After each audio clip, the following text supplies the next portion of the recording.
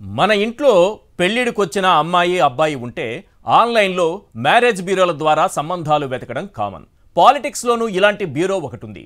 పేరు జనసేన మ్యాట్రిమోనీ.com. సాధారణంగా మనం చూసే మ్యారేజ్ బ్యూరోలకు ఈ జనసేన మ్యాట్రిమోనీ.comకు చాలా ప్రత్యేకం. దీనికి రెండు స్పెషాలిటీలు ఉన్నాయి. నంబర్ 1, 74 ఏళ్ల వయసున్న వారికి కూడా పొత్తుల పెళ్లిళ్లు చేయగలదు. నెంబర్ 2, ఒకసారి రాజకీయ సంసారం చేసి అధికారికంగా విడిపోయిన వారికి మళ్లీ పొత్తుల సంబంధాలు కలపగలదు, పెళ్లి చేయించగలదు. అంటే పాత ముగుడితో కొత్త కాపురం చేయించగలగడం ఈ జనసేన మ్యాట్రిమోనీ.com కున్న అదనపు క్వాలిటీ. ప్రస్తుతం జనసేన మ్యాట్రిమోనీ.com కమిషన్ తీసుకుని టీడీపీకి బీజేపీకి పెళ్లి చేయాలని చూస్తోంది. అయినా 74 ఏళ్ల వయసులో చిచి ఇదేం పొలిటికల్ పొత్తు పాడుబుద్ధి అని అనుకోకండి. అతను రాజకీయాల్లో వయసు వచ్చిన నాటి నుంచి ఈ 74 ఏళ్ల వయసు వరకు సంబంధం కలుపుకొని పార్టీ లేదు, వెన్నుపోటు పొడిచి విడాకులు ఇవ్వని పార్టీ లేదు. ఈ అక్రమ పొత్తుల పెళ్లి జరగాలి మళ్ళీ. ఇదే అతని ఏకైక పొలిటికల్ లైఫ్ థియరీ. చంద్రబాబు ఢిల్లీలో పొత్తుల యత్నాలు మొదలుపెట్టారు. ఒక పక్క జనసేన మ్యాట్రిమోనీ.comతో పాటు బీజేపీలోకి తాను చొప్పించిన కోవట్టులను కూడా రంగంలోకి దింపాడు. అందులో కడప జిల్లాకు చెందిన ఓ నాయకుడికి అమిత్ షాతో మీటింగ్ ఏర్పాటు చేస్తే 150 కోట్లిస్తా, పొత్తు కుదిరితే ఏదో ఒక రాష్ట్రం నుంచి రాజ్యసభకు పంపించే ఏర్పాట్లు చేస్తానని మాటిచ్చాడట. ఇంకేం, ఎలాగైనా మోడీ అమిత్ షా అపాయింట్మెంట్ ఇప్పించడానికి ఆ కోవట్టుతో పాటు కొందరు ఏజెంట్లు కూడా తమ వంతు ప్రయత్నాలు ముమ్మరం చేశారట. ఏదైతేనే బాబు మళ్లీ బీజేపీతో పొత్తు కోసం తెగ ట్రై చేస్తున్నారు. అవసరమైతే మోడీ గడ్డం, అమిత్ షా కాళ్లు పట్టుకోవడానికి కూడా సిద్ధమైపోయారు. ఇక్కడ వైఎస్ఆర్సీపీ ఎన్నికల యుద్ధానికి మేము సిద్ధం అంటుంటే అక్కడ బాబు మోడీ అమిత్ షా కాళ్లు పట్టుకోవడానికి నేను సిద్ధం అంటున్నారు. అయ్యా చంద్రబాబు గారు, అందితే జుత్తు అందకుంటే కాళ్ళు. ఎన్నాళ్ళీ చీప్ పాలిటిక్స్ చేస్తావు? తెలంగాణలో కాంగ్రెస్ కావాలా? ఏపీలో బీజేపీతో సాగాలా? ఈ రెండు పార్టీలకు మధ్యలో జనసేన ఉండాలా? మోడీని వ్యక్తిగతంగా దూషించి ఇప్పుడు పొత్తుల కోసం ఢిల్లీ ఫ్లైట్ ఎక్కుతావా? ఫ్లైట్ దిగేలోపు ఈ ప్రశ్నలకు సమాధానం చెప్పు. క్వశ్చన్ నెంబర్ 1, పవన్తో పైసా ఉపయోగం లేదని తేలిపోయిందా? అందుకే ఢిల్లీకి పరుగులు పెడుతున్నావా? క్వశ్చన్ నెంబర్ 2, తెలంగాణలో కాంగ్రెస్తో, ఏపీలో బీజేపీతో సంబంధం పెట్టుకోవడమేనా నీ టీడీపీ పాలసీ? క్వశ్చన్ నెంబర్ 3, మోడీని ఎదిరించే మొనగాడినన్నావు, ఇప్పుడు కాళ్ళు గడ్డం ఎందుకు పట్టుకుంటున్నావు? క్వశ్చన్ నెంబర్ 4, మోడీని దూషించడానికే 100 కోట్లు ప్రజాధనం ఖర్చు పెట్టిన నువ్వు ఇప్పుడేం సమాధానం చెబుతావు? క్వశ్చన్ నెంబర్ 5, జనసేనకు 20 అసెంబ్లీ 3 పార్లమెంటు స్థానాలు ఇస్తే ఇక బీజేపీకి ఎన్ని సీట్లు పంచుతావు? క్వశ్చన్ నెంబర్ 6, ఇప్పుడున్న పరిస్థితుల్లో అసలు పొత్తు అవసరం ఎవరికి ఉంది, బీజేపీకా టీడీపీకా? క్వశ్చన్ నెంబర్ 7, బీజేపీకి 8 పార్లమెంటు 20 అసెంబ్లీ సీట్లు ఇస్తే ఇక టీడీపీకి మిగిలే స్థానాలు ఎన్ని? క్వశ్చన్ నెంబర్ 8, ఇంతకాలం పచ్చ జెండాలు మోసిన పచ్చ నేతలకు నీ పొత్తులతో వెన్నుపోటు తప్పదా? క్వశ్చన్ నెంబర్ 9, ఉన్న సీట్లన్నీ పొత్తుల పేరుతో జనసేన బీజేపీకి పంచిపెట్టే దుస్థితికి టీడీపీ ఎందుకు దిగజారింది? క్వశ్చన్ నెంబర్ 10, వైఎస్ఆర్సీపీని వీడిన ఎంపీలను బీజేపీలోకి పంపిస్తానని ఢిల్లీలో మాట ఇస్తున్నావు కదా? ఈ 10 ప్రశ్నలకు చంద్రబాబు సమాధానం చెప్పాలి. రైట్, ఈ అంశాలపైనే మనం మాట్లాడబోతున్నాం. చర్చలో పాల్గొంటున్నారు పెద్దిరెడ్డి రవికిరణ్ గారు, బీజేపీ అధికార ప్రతినిధి, రాంబాబు గారు సీనియర్ అనలిస్ట్, మరి కాసేపట్లో మనతో పాటు జాయిన్ అవుతారు. కేతిరెడ్డి వెంకటరామిరెడ్డి గారు, వైఎస్ఆర్సీపీ ఎమ్మెల్యే, మనతో పాటు మరి కాసేపట్లో జాయిన్ అవుతారు. రైట్, పెద్దిరెడ్డి రవికిరణ్ గారు, నేను కొంచెం వెనక్కి, అంటే ఇది ఎప్పటిదంటే 04/06/2023 4వ తారీఖున జూన్ నెల 4 ఢిల్లీకి చంద్రబాబు వెళ్ళారు, అమిత్ షాను కలిశారు సార్. అది ఎన్నికలు, తెలంగాణ ఎన్నికలకు సంబంధించినటువంటి చర్చలు జరుగుతున్నటువంటి సమయం, ఎన్నికల వేడి పుట్టుకొచ్చినటువంటి సమయం. అప్పుడు ఓ దినపత్రిక ఏం రాసిందంటే, బాబుకు బీజేపీ స్నేహహస్తం, తెలంగాణలో సహకారం కోరిన అమిత్ షా. క్లియర్గా రాశారు సార్. తెలంగాణలో చంద్రబాబు సహకారం కావాల్సిందే, లేకపోతే గెలవలేమని. సరే, ఆయన ఇవ్వలేదేమో, ఆయన కాంగ్రెస్కి ఇచ్చారు. ఆ విషయం మీకు అందరికీ తెలుసు, మనందరికీ తెలుసు. కాంగ్రెస్ పార్టీకి అయితే ఇంకా బాగా తెలుసు, పవన్కి బీజేపీకి అయితే చాలా స్పష్టంగా క్లియర్గా తెలుసు. అంటే గతంలోనే అమిత్ షా గారు చంద్రబాబు నాయుడు గారిని ఢిల్లీకి పిలిపించుకొని స్నేహహస్తం చాచి మీ సహకారం మాకు కావాల్సిందే, లేకపోతే తెలంగాణ ఎన్నికల్లో మేము గెలవలేమన్నట్లుగా ఏదో మాట్లాడారని ఒక దినపత్రిక రాసింది. నెక్స్ట్ ఇవాల్టికి వద్దాం. ఈ 6 నెలలు సమయం 9 నెలల సమయం గడిచిపోతుంది, దాదాపు 8 నెలల సమయం గడిచిపోయింది. ఇప్పుడు రండి మాట్లాడుకుందాం. ఇప్పుడు అమిత్ షా గారి నుంచి చంద్రబాబు నాయుడు గారికి ఒక ఫోన్ కాల్ వచ్చిందట. రండి మాట్లాడుకుందాం. కానీ నాలాంటి వాడు ఎక్కడ క్వశ్చన్ చేస్తాడో, నిజంగానే అమిత్ షా కాల్ చేశారా చంద్రబాబుకి అని ఎక్కడ ప్రశ్నిస్తారో అని చాలా తెలివిగా దాని కింద ఏం రాశారంటే, చంద్రబాబుకు అమిత్ షా ఫోన్ అని ఎక్స్క్లమేటరీ ఒకటి పెట్టారు సార్. చూడండి, చాలా క్లియర్గా కనిపిస్తుంది ఎక్స్క్లమేటరీ. అంటే ఆశ్చర్యార్థకం పెట్టేశారు. అంటే కావచ్చు కాకపోవచ్చు, నాకేం సంబంధం.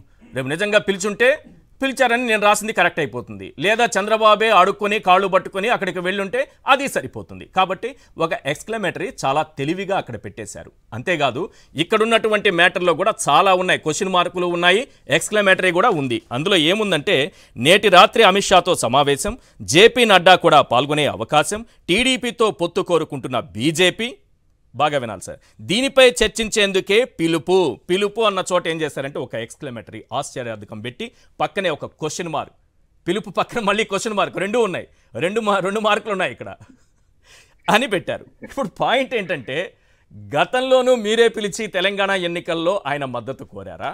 ఇప్పుడు కూడా అమిత్ షా గారు ఫోన్ చేసి ఎట్టి పరిస్థితుల్లో మేము మీతో పొత్తు పెట్టుకోవాల్సిందే, ఈ ఏదో 4 సీట్లు, ఒక పార్లమెంటు, ఒక 2 అసెంబ్లీ స్థానాలు అట్లా పడేస్తే మీతో పొత్తులో ఉండిపోతాం అన్నట్టుగా ఏమన్నా ఫోన్ చేసి పిలిచారా? ఏంటి వార్త? ఈశ్వర్ గారు, ముందుగా మీకు, తోటి ప్యానలిస్టులకి, సాక్షి టీవీ వీక్షకులకి శుభ సాయంత్రం అండి. నమస్తే సార్. ఈ రాతలు రోతల గురించి మీకు బాగా తెలుసు, నేను చెప్పక్కర్లేదు. ఇటీవల 4-5 రోజుల క్రితమే ముఖ్యమంత్రి జగన్మోహన్ రెడ్డి గారు ఢిల్లీ వెళ్తున్నారు, హోంమంత్రి గారు సాగిలు పడుతున్నారు. ఎందుకంటే అయ్యబాబు షర్మిల గారిని తట్టుకోలేకపోతున్నారు, 37 ఏట దాడి కాబట్టి ఈ ఎన్నికల్ని హోంమంత్రి గారే రాష్ట్రంలో ఎన్నికలు గెలిపించగలరు కాబట్టి వెళ్ళి సాగిలు పడుతున్నారు. అదిగో వెళ్ళిపోతున్నారు, ఇదిగో ఎక్కేస్తారు. 2-3 రోజులు వేస్తారు. ఎక్కడ జగన్మోహన్ రెడ్డి గారు ముఖ్యమంత్రి గారు ఎక్కడికి వెళ్ళలేదే ఇప్పటి వరకు. అలాగే 2 కోట్ల డైమండ్ వాచ్, ఆ డైమండ్ వాచ్ ఫోటో కూడా వేసారు. ఫోటో వేసి 2 కోట్ల డైమండ్ వాచ్ ఉత్తరప్రదేశ్ లో ఇచ్చేసారని. ఏది ఇలాగే ఉంటాయి రాతలో రోతలు ఇలా చేసుకుంటా పోతే. అయితే నేను మీ ఛానల్ ద్వారా రాష్ట్ర ప్రజలకి అయితే పొద్దున్నుంచి లేదా మీరు చదివిన పత్రికల్లో రాశారో, భారతీయ జనతా పార్టీ దేవులాడుతుంది ఫలానా పార్టీ పొత్తు కోసం అని ఏదైతే పొద్దు నుంచి నడుపుతున్నారో దాన్ని నేను స్పష్టంగా ఒకటి చెప్పదలుచుకున్నాను. ఈరోజు భారతీయ జనతా పార్టీ ప్రధానమంత్రి నరేంద్ర మోడీ గారి నాయకత్వంలో గత 10 సంవత్సరాలుగా ఒక ప్రధాన సేవకుడుగా అన్ని వర్గాల ప్రజలకి, 140 కోట్ల ప్రజలకి మేలు చేసే విధంగా, సంక్షేమం అందించే విధంగా, అది మరుగుదొడ్లు కావచ్చు, అలా జన్ధన్ ఖాతాలు కావచ్చు, లేకపోతే ముద్రా రుణాలు కావచ్చు, లేకపోతే గ్యాస్ సిలిండర్ కావచ్చు, ఇళ్లు కావచ్చు, రకరకాల కార్యక్రమాల ద్వారా, అలాగే అభివృద్ధి కూడా ఎన్నడూ లేని విధంగా అభివృద్ధి, విద్యా సంస్థలు కావచ్చు, రోడ్వేలు, జాతీయ రహదారులు 90,000 కిలోమీటర్లు 2014 ముందు ఉంటే ఈరోజు 150,000 కిలోమీటర్లు జస్ట్ స్పాన్ ఆఫ్ 10 years. అలాగే రైల్వే విద్యుతీకరణ ఆల్మోస్ట్ 100% అయిపోయింది. స్వతంత్ర భారతదేశంలో 50% కన్నా తక్కువ అయితే ఈ 10 ఏళ్లలో మిగతాది అయిపోయింది. సో అంత అభివృద్ధి చేస్తున్నటువంటి ప్రధానమంత్రి నరేంద్ర మోడీ గారిని ప్రధాన సేవకుడుగా ప్రజలు ఆశీర్వదించి మరోమారు ప్రధానమంత్రి చేయడానికి సంసిద్ధంగా ఉన్నారు. ఇటీవల నిన్నే పార్లమెంట్ లో ప్రధానమంత్రి గారు తన ప్రసంగంలో స్పష్టంగా చెప్పారు, భారతీయ జనతా పార్టీకి 370 సీట్లు తగ్గవు, ఎన్డీఏకి 400 సీట్లు తగ్గవు. ఈ విషయం ప్రధానమంత్రిగా చెప్పడం కాదు, ప్రధాన ప్రతిపక్ష నేతగా ఉన్నటువంటి మల్లికార్జున్ ఖర్గే గారు అబ్కీ బార్ బీజేపీ 400 బార్ అని చెప్పి ఒప్పుకున్నారు కూడా. అలాగే ఈ రోజు ప్రధానమంత్రి గారు కూడా చెప్పారు, కాంగ్రెస్ పార్టీకి 40 కూడా రావన్నారు. ఇంత ప్రధానమంత్రి నరేంద్ర మోడీ గారిని దేశ ప్రజలు ఇంత ప్రేమించి, ఆదరించి, సేవించమని ఆశీర్వదిస్తున్నటువంటి ఒక బలమైనటువంటి పార్టీ ఈ రోజు ఒక ఉప ప్రాంతీయ తెలంగాణలో ఎన్నికలు పోటీ చేయకుండా పారిపోయిన పార్టీ, లేదా ఆంధ్రప్రదేశ్ లో కన్ఫైన్ అయిన పార్టీతో అరులు చాచి మీరు లేనిదే మేము రాము అన్న పరిస్థితి ఎందుకు ఉంటుంది? పోనీ ప్రధానమంత్రి గారు అబద్ధం చెప్తున్నారా అంటే 2014 ముందు రాష్ట్ర ప్రజలు గుర్తు చేస్తారు. 2014 ముందు ఇదే ప్రధానమంత్రి అభ్యర్థిగా ఉన్న నరేంద్ర మోడీ గారు స్పష్టమైన మాట చెప్పారు, భారతీయ జనతా పార్టీకి ఎన్డీఏకి కంపల్సరీగా 280 దాటాయి అన్నారు. మాకు బీజేపీకి 280 దాటాయి అన్నారు, ఎన్డీఏకి 300 దాటాయి అన్నారు. అలాగే మాకు 283 వచ్చాయి, ఎన్డీఏ కూడా 300 దాటింది. కానీ నేను ఒక పాయింట్ యాడ్ చేయాలనుకుంటున్నాను. దీని మొత్తానికి ఒక పాయింట్ యాడ్ చేయాలనుకుంటున్నాను. యాక్చువల్లీ చంద్రబాబు తెలంగాణ ఎన్నికల్లో కాంగ్రెస్ పార్టీకి సపోర్ట్ చేస్తూ ఎలక్షన్ నుంచి కూడా తప్పుకొని వెనక నుంచి సపోర్ట్ చేశారు. మొన్నటికి మొన్న ఆ పార్టీ నాయకులు చెప్పింది, అక్కడ జెండాలు కనిపించింది, మేమే గెలిపించామని వీళ్ళు చెప్పుకున్నది, లేకపోతే పొంగులేటి గారు మొన్న టీడీపీ కార్యాలయానికి వెళ్ళి మాట్లాడింది. ఇన్ని ఆయన త్యాగం వల్లే ఈరోజు మేము గెలిచి, ఇవన్నీ కూడా కాంగ్రెస్ పార్టీతోనే ఆయన జర్నీ పూర్తిగా పెట్టేసుకున్నారు. అయితే ఇప్పుడు మీరు అన్నారు కదా 370 సీట్లకు తగ్గదు అని మోడీ గారు అన్నారు. ఎన్డీఏ కూడా 470 వరకు వస్తాయని ఆయన అన్నారు. ఈ దెబ్బతో భయపడి వెంటనే మళ్ళీ ఇటు షిఫ్ట్ అయిపోయారు. ఇది నేను అనుకుంటున్నది. ఎందుకు షిఫ్ట్ అయ్యారు చంద్రబాబు అంటే, ఒక్క రోజులో ఎప్పుడైతే మోడీ గారు అన్నారో, ఎప్పుడైతే ఈ సర్వేలన్నీ అనుకూలంగా వస్తున్నాయో, మరి కాసేపట్లో టైమ్స్ నౌ సర్వే రాబోతుంది సార్ 8 గంటలకి వాళ్ళు ఇవ్వబోతున్నారు. చాలా అద్భుతమైనటువంటి రిజల్ట్ రాబోతోంది. ఇటు వైఎస్ఆర్సీపీకి కానీ, అటు వాళ్ళు చేసినటువంటి సర్వేల్లో బీజేపీకి కానీ రాబోతోంది అనేది ఇప్పటికే వాళ్ళ సర్వేలు బట్టి మనకు అర్థమవుతుంది. గతంలో చేసినటువంటి సర్వేలను చూసినప్పుడు మనకు అర్థమవుతుంది. సో ఎప్పుడైతే 370 సీట్లకు బీజేపీకి తగ్గవు అనేటటువంటి నమ్మకం చంద్రబాబుకు వచ్చిందో, వెంటనే షిఫ్ట్ అయిపోయారు కాంగ్రెస్ పార్టీ నుంచి ఇటు. ఇప్పుడు ఢిల్లీలో ఆయన్ని మీరు అమిత్ షా గారో లేకపోతే ప్రధాని గారో అపాయింట్మెంట్ ఇస్తే 2 అంశాలు సార్. పొత్తులు మీరు పెట్టుకుంటారా లేదా అనేది ఏ పార్టీలకు సంబంధించింది అది. కానీ రేపు పేపర్లో మోడీ గారు కాళ్ళు పట్టుకొని మరీ అడిగారని, అమిత్ షా గారు చంద్రబాబు చేతులు పట్టుకుని మరీ అడిగారని, అందుకే ఆయన ఒప్పుకున్నారని రేపు పేపర్లలో మనం చూడబోతున్నాం. అసలు చంద్రబాబు అత్యవసరంగా పరిగెత్తడానికి మోడీ గారి స్టేట్మెంట్కి ఉన్న లింక్ ఏంటి చెప్పండి? నేను చెప్తాను, నేను కంప్లీట్ చేస్తాను. 2019 ముందు కూడా చెప్పారు బీజేపీకి ఒంటరిగా 300 దాటుతాయి, ఎన్డీఏకి 350 వస్తాయి. అది కూడా జరిగింది. ఈ 3సారి కూడా జరుగుద్ది. ఎందుకంటే ట్రాక్ రికార్డు, మోడీ రికార్డు అటువంటిది. అయితే మీరు చెప్పినటువంటి ఏదైతే పేపర్ చూపించారో దానిలోనే ఏం రాశారంటే, ఏది టీడీపీకి సంబంధించినటువంటి ఎటువంటి వర్గాలు ఈ యొక్క అపాయింట్మెంట్ గురించి కానీ ఎటువంటి అధికారిక ధృవీకరణ చెయ్యలేదు. కేవలం టీడీపీ వాళ్ళు చెప్పింది ఏంటంటే ఢిల్లీకి మాత్రమే వెళ్తున్నారు అని అన్నారు అని కూడా రాశారు. మరి అలా రాసినప్పుడు అమిత్ షా గారు ఫోన్ చేశారు, ఆ సమయంలో ఈయన కరకట్ట మీద ఉన్నారు అన్నది ఎవరు చెప్పారు? టీడీపీ చెప్పలేదు, బీజేపీ చెప్పలేదు. చెప్పనప్పుడు మీ ఊహాగానాల్ని, మీ యొక్క ఊహల్ని న్యూస్ గా రాసేయటం ఎంతవరకు కరెక్ట్? నెంబర్ 1. నెంబర్ 2, నేను అడుగుతున్నాను, ఒక హోం మంత్రి గారు ఫోన్ చేసి ఒక మాజీ ముఖ్యమంత్రి గారిని రమ్మనమంటే టైం ఇవ్వరా? అపాయింట్మెంట్ టైం ఫిక్స్ చేస్తారు కదా. నేను వలాలి ఈశ్వర్ గారు మీ దగ్గరికి వస్తాను పలానా రోజు అని అన్నారు. సార్ ఎన్ని గంటలు రమ్మంటారు సార్ అని అడుగుతాను. నేను అడిగితే అయ్యే సార్ పలానా టైం బిజీగా ఉంటే ఈ టైం రండి సార్ అంటారు. టైం అంటే ఒక గంటకి టైం వచ్చి ఈశ్వర్ గారు టైమే లేదు. ఈ పేపర్ లో టైం లేదంటే ఆ పేపర్ లో కూడా లేదు. ఆ పేపర్ లో కూడా టైం, ఆ టైం ఏం చేశారు? వీలైతే ఈ రోజు రాత్రి లేకపోతే రేపు పొద్దున్న. అంటే అసలు ఎందుకు వెళ్తున్నారో స్పష్టత లేదు. దేనికోసం వ్యక్తిగత కారణాలా లేకపోతే పార్టీ కారణాలా? ఎందుకు వెళ్తున్నారు? ఏ సమస్యకు వెళ్తారు స్పష్టత లేదు. పైపెచ్చు పొత్తులు అయిపోయినాయి, సీట్లు పంపకాలు, నియోజకవర్గ పంపకాలు పొద్దు నుంచి వస్తున్న ఆ పంపకాలన్నీ అయిపోతున్నాయి. అసలు ఒకసారి మీకు గుర్తు చేస్తాను ఈశ్వర్ గారు, కిందట 2 నెలల క్రితం తెలంగాణ ఎన్నికల సమయంలో జనసేన పార్టీతో భారతీయ జనతా పార్టీ వెళ్ళినప్పుడు ఆ రోజు ఏం జరిగింది ప్రజలందరూ గుర్తుంది కదా. కిషన్ రెడ్డి గారు రాష్ట్ర అధ్యక్షులుగా పవన్ కళ్యాణ్ గారి ఇంటికి వెళ్లి మాట్లాడి ఓకే అంటే అప్పుడు ఇద్దరు కలిసి అమిత్ షా గారికి వెళ్ళి మాట్లాడారు. పొత్తులు అంటే అలా ఉంటాయి.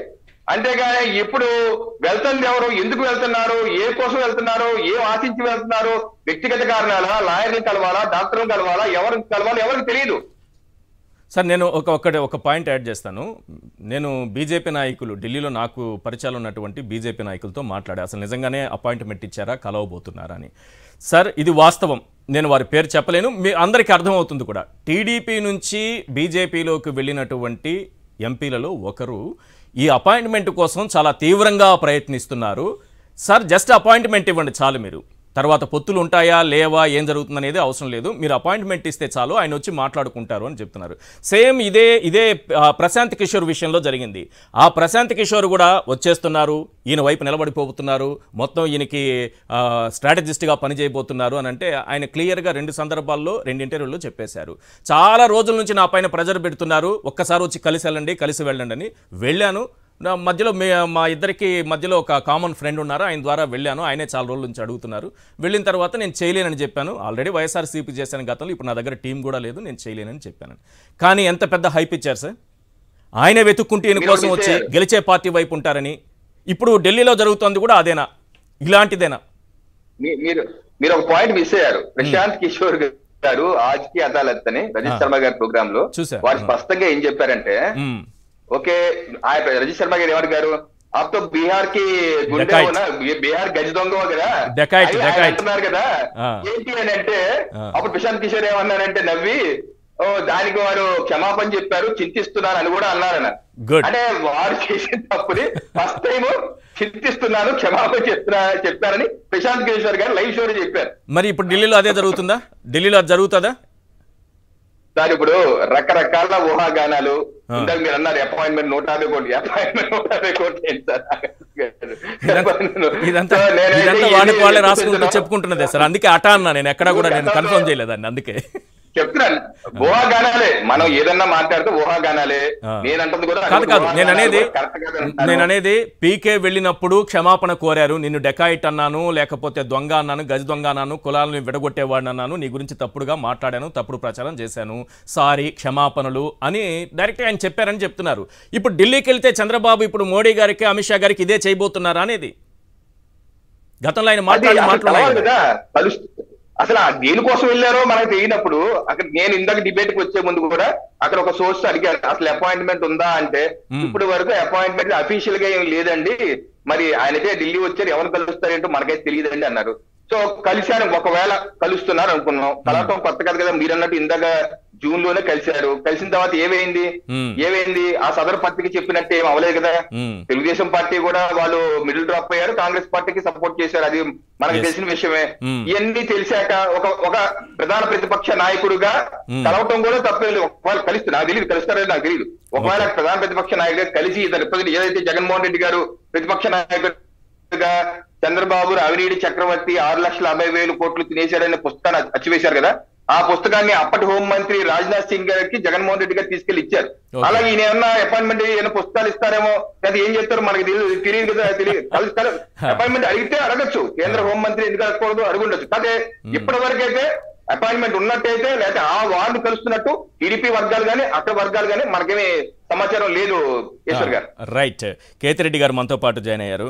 సార్ కేతిరెడ్డి గారు, చంద్రబాబు ఢిల్లీ టూర్ ఇప్పుడు ఏమంటున్నారంటే చంద్రబాబు నాయుడు గారు, ఆయన మనసులో ఉన్నది ఏంటంటే పొత్తు పెట్టుకోకుండా నేను తిరిగి రాను అని చాలా స్ట్రాంగ్గా డిసైడ్ అయ్యి ఫ్లైట్ ఎక్కుతున్నారట. అదే జరిగితే ఈ 3 పార్టీల కలయికని మీరు ఎలా చూస్తారు? మళ్ళీ తిరిగి ఫ్లైట్ ఎక్కరట. చంద్రబాబు ఈ దేశ రాజకీయాల్లో అత్యంత నీచమైన రాజకీయ నాయకుడు అండి, దాంట్లో వేరేదేంది లేదు. ఎందుకంటే సందర్భానుసారం ఎవరిని ఎలా వాడుకోవాలి, వాళ్ళకు బాగుంటే నావాడని, బాగాలేకపోతే పనికిమాలోడని చెప్పేవాడు చంద్రబాబు నాయుడు. మీరు బాగా చూసుకుంటే 99లో గోద్రా సంఘటన జరిగినప్పుడు అసలు మోడీని ఇక్కడికి రాను అన్నవాడు. తర్వాత 2004లోనూ 2009లోనూ పొత్తు తర్వాత వదిలిపెట్టేసుకొని మళ్ళీ వాళ్ళ వల్లనే పోయినాను అని చెప్పి 2014లో మోడీ గారికి వేవ్ ఉందని చెప్పేసి, అప్పుడు ఎందుకంటే కాంగ్రెస్లో ఉన్న ఈ 2G స్పెక్ట్రము ఈ సందర్భంలో ఆయన ముందు పెట్టుకొని, ఆయన ముందర ఏదైతే పిచ్చికూతలు కూస్తే అవన్నీ కూడా మనం హామీల కిందికి అని చెప్పేసి ప్రజల్ని మోసం చేయడానికి మోడీ లాంటి ఒక ఇమేజ్ని పెట్టుకొని ఈయన చెప్పడం జరిగింది. దాని తర్వాత చేస్తూనే ఆయన నవనిర్మాణ దీక్షలని మొదలుపెట్టినాడండి. మీరు బాగా చూస్తే ఎప్పుడైతే మోడీ గారితో అయినాడో నవనిర్మాణ దీక్షలని మన విజయవాడ సర్కిల్లోనూ అన్ని చోట్ల పెట్టి ఈ దీక్షలు చేపించేసి ఈ రాష్ట్రాన్ని ఈ విధంగా ముందుకు తీసుకొని పోతాము అని చెప్పేసి. తర్వాత ప్రత్యేక హోదా అంటే ఆ హోదా అనేది వద్దు, దానికి ప్యాకేజ్ కావాలి అని ఒక రూపం తీసుకొని వచ్చినాడు.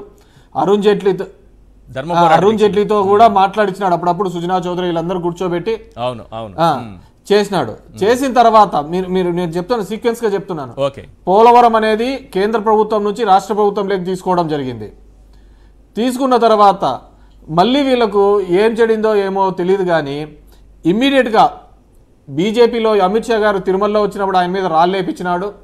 నాకు మళ్ళీ ప్యాకేజీ వద్దు, మళ్ళీ నాకు హోదానే కావాలి, ఇతనే అన్ని అసెంబ్లీలో తీర్మానం చేసినాడు, ఇతనే ప్యాకేజ్ కావాలని, మళ్ళీ ప్రత్యేక హోదా కావాలన్నాడు. నల్ల చొక్కాలు వేసుకొని వచ్చినాడు. బీయింగ్ ఏ చీఫ్ మినిస్టర్ నల్ల చొక్కాలు వేసుకొని వచ్చి ఆ రోజు ఉన్న బీజేపీ ఎమ్మెల్యేలందరినీ ఇష్టాన్ని ఏం చంపుతారా పొడుస్తారా అని చెప్పి బెదిరించినాడు. ఢిల్లీ పోయినాడు. ఢిల్లీలో పోయి మోడీ గారిని వ్యక్తిగతంగా దూషించినాడు. ఆయనకు పెళ్ళాం లేదు, I'm father of Lokesh, who is Modi అని చెప్పి అన్నాడు. దాని తర్వాత అంటే మీరు బాగా చూడండి, దాని తర్వాత ధర్మ పోరాట దీక్షలు అన్నాడు. పొత్తు నుంచి ఎప్పుడైతే బయటకు వచ్చినాడో ప్రతి నియోజకవర్గంలో ముస్లిం సోదరులతో ఒక టెంట్ ఇచ్చినాడు. టెంట్ ఇచ్చేసి ముస్లిం సోదరులతో అంతా కూడా నేను బయటకు వచ్చినాను మీరంతా నాతో నడవాలా అని చెప్పినాడు. ఇది అర్థమే కానీ ప్రపంచం ఎక్కడా ఉండదు ఇట్లాంటిది. దాని తర్వాత ఆయన ఇష్టానుసారం తిట్టినాడు, ఘోరంగా ఓడిపోవడం జరిగింది. ఓడిపోయిన మొదటి రోజు నుంచే అయిపోయిన వారం 10 రోజులకే తన దగ్గర ఉన్న 4 ఎంపీలని బీజేపీలోకి పంపించడం జరిగింది. టీజీ వెంకటేష్, సుజనా చౌదరి, సీఎం రమేష్, ఇంకోరు కనకమేడలో ఎవరో పంపించడం జరిగింది తెలంగాణలో. అతను ఎందుకు నా గురించి నన్ను మళ్ళీ ఏది కానీ ఇబ్బంది జరగకుండా నా మీదకి రాకూడదు అని పంపించడం జరిగింది. పంపించిన తర్వాత సీక్వెన్స్లో చూడండి, 1.5 సంవత్సరానికి పవన్ కళ్యాణ్ వెళ్ళి బీజేపీతో పొత్తు పెట్టుకుంటాడు. నాదెండ్ల మనోహర్ ఇద్దరు పోయి జేపీ నడ్డా దగ్గర ఆ రోజు కూడా అమిత్ షాను మోడీని కలవల వీళ్ళు. అక్కడ పోయి కండువా వేయించుకుంటాడు. కండువా వేయించుకున్న మొదటిసారి నుంచి కూడా వేయించుకున్న కండువా అక్కడైతే ఎప్పుడే కానీ పవన్ కళ్యాణ్ వీళ్ళ ప్రచారంలో, తిరుపతి ప్రచారంలో కావచ్చు, బద్వేలు ప్రచారంలో కావచ్చు, ఎక్కడ బై ఎలక్షన్స్లలో తిరగడానికి ముందుకు రాడు.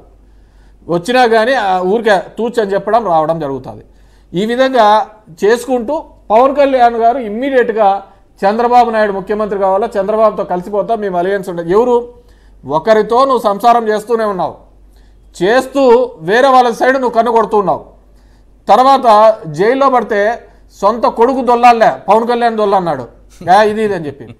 ఒకరితో పొత్తు ధర్మంలో ఉంటూ ఒకరితో పొత్తు పోతున్నప్పుడు పవన్ కళ్యాణ్ లాంటి వ్యక్తి వాళ్ళతో మాట్లాడు, ఇదిగో అయ్యా ఇలా ఉంది, చంద్రబాబు నాయుడు నన్ను అడుగుతున్నాడు, ఏం చేస్తాను, నేను వాళ్ళతో పోతున్నాను, మీరు వస్తున్నారా రావాలా అని తెంచుకోవాలా.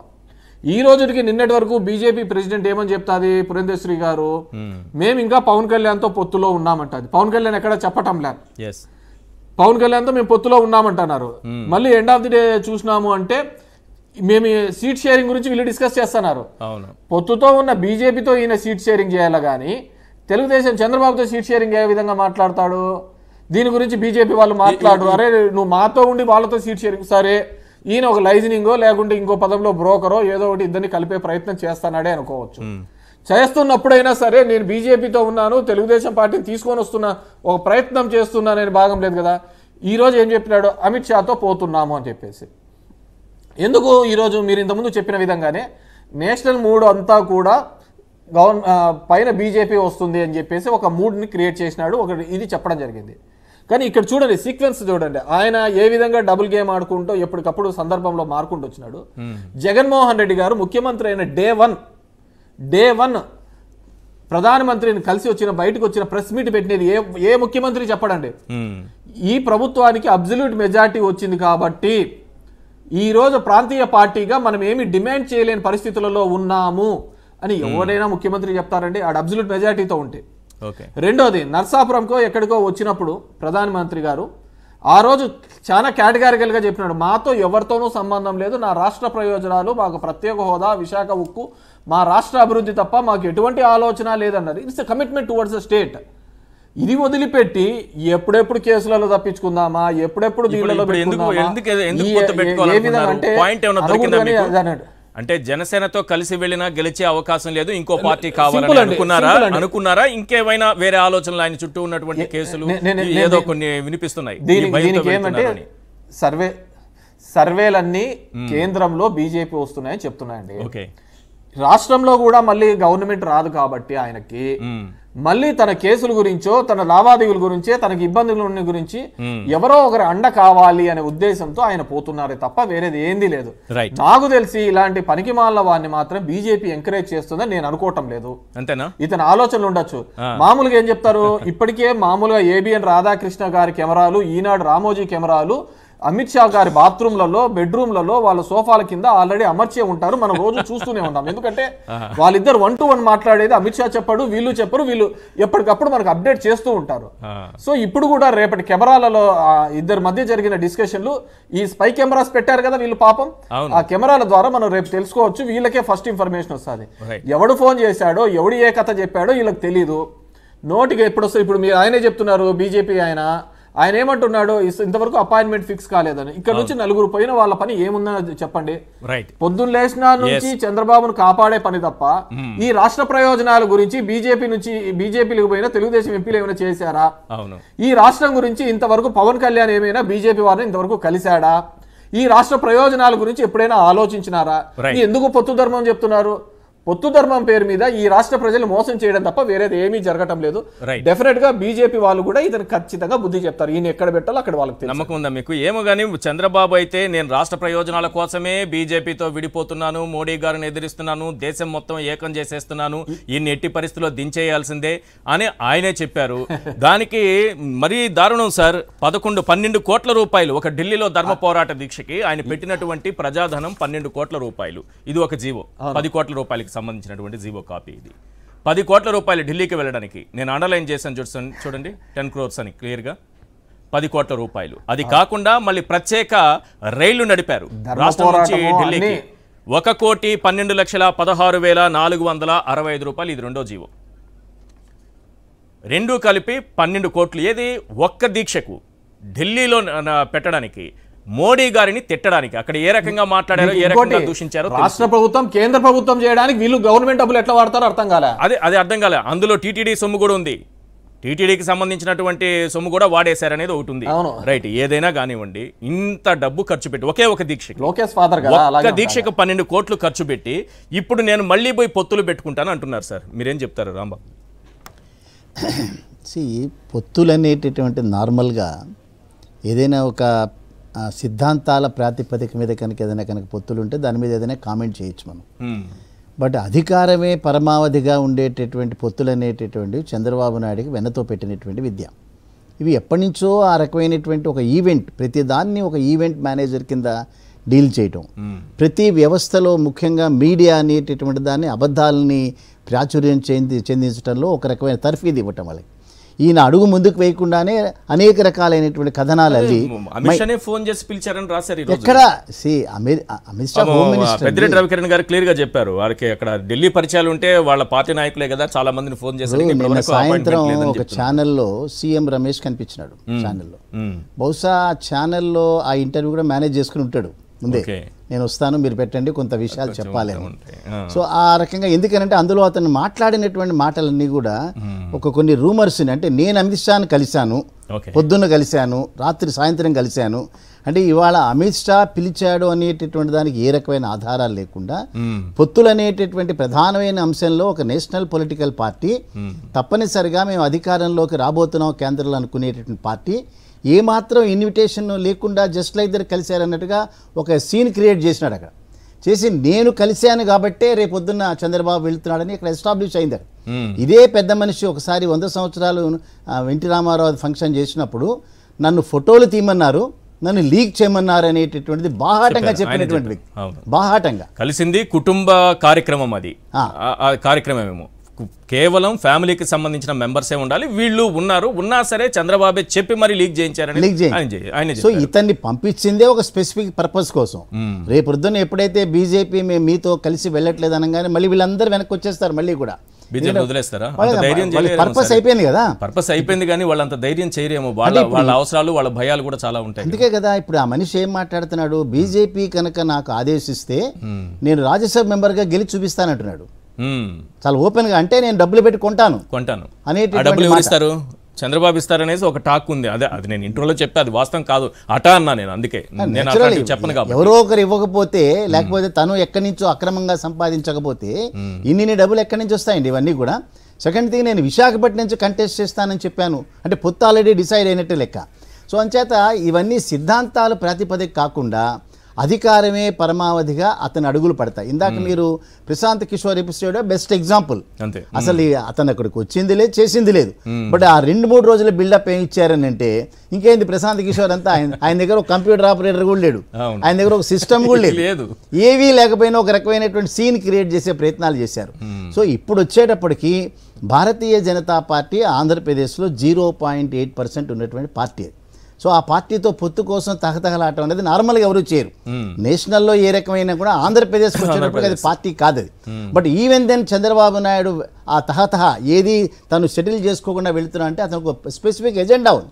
ఎజెండా ఖచ్చితంగా మనం ఊహించవచ్చు. అతనికి ఏదైతే కేసెస్ ఇవాళ నడుస్తున్నాయో దానిలోంచి బయటపడటానికి బీజేపీని ఉపయోగించుకోవాలని తాపత్రయం తప్ప ఇంకోటి లేనే లేదు అతనికి. అందుకని అనేక రకాలైనటువంటి అబద్ధాలు, వ్యవస్థలు, అతను అరెస్ట్ కాగానే రకరకాల వ్యవస్థల్లో ఉన్న వాళ్ళందరూ ఒకటి సర్ఫేస్ అవుతారు. సర్ఫేసే రకరకాల స్టేట్మెంట్ ఇస్తారు. అనేక రకాల వ్యవస్థలో పనిచేస్తారు. ఆ స్లీపర్ సెల్స్ ఇవన్నీ మనం స్పష్టంగా చూసాం. అసలు ప్రొద్దున్న నుంచి సాయంత్రం వరకు ఆదర్శాలు వల్ల వేసేటటువంటి ఒక 2-3 మేధావులందరూ బయటకు వచ్చి అసలు ఎట్టి పరిస్థితుల్లో చంద్రబాబు నాయుడు తప్పంటారు అరెస్ట్ అనేది. సో ఈ స్లీపర్ సెల్స్ అంతా కూడా అక్కడక్కడ చాలా జాగ్రత్తగా పనిచేస్తుంటాయి. ఇవాళ కూడా ఈ పొత్తుని చేయటంలో ఇవంతా పనిచేస్తాయి. బట్ చేసినంత మాత్రాన ఇవాళ ఆంధ్రప్రదేశ్లో జగన్మోహన్ రెడ్డి గారు ఎప్పుడైతే నేను ఒంటరిగానే వెళుతున్నాను అన్నప్పుడు రకరకాల మంది పొత్తులు కుదుర్చుకుంటారని లేదా రకరకాల కంటెస్ట్ చేస్తారని వారికి తెలుసు కదా. అందుకని ఆ పార్టీ ఎక్కడ కూడా ఒక చిన్న పాటు గొగురు పాటు కూడా ఎక్కడ వాళ్ళకి ఏం కలగట్లేదు. బట్ ఈవెన్ దెన్ ఇటువంటి వ్యక్తి ఎప్పుడైతే ఇందాక మన కేతిరెడ్డి గారు చెప్పినట్టుగానే నాకు ఫ్యామిలీ ఉంది, ఆయనకి ఫ్యామిలీ లేదు, ఫ్యామిలీ లేనటువంటి వ్యక్తి అసలు భారతదేశాన్ని ఏం గౌరవిస్తాడు? భార్యను గౌరవించిన వాడు ఇంకోటి, ఇవ రకరకాల మాటలు మాట్లాడిన వాడు.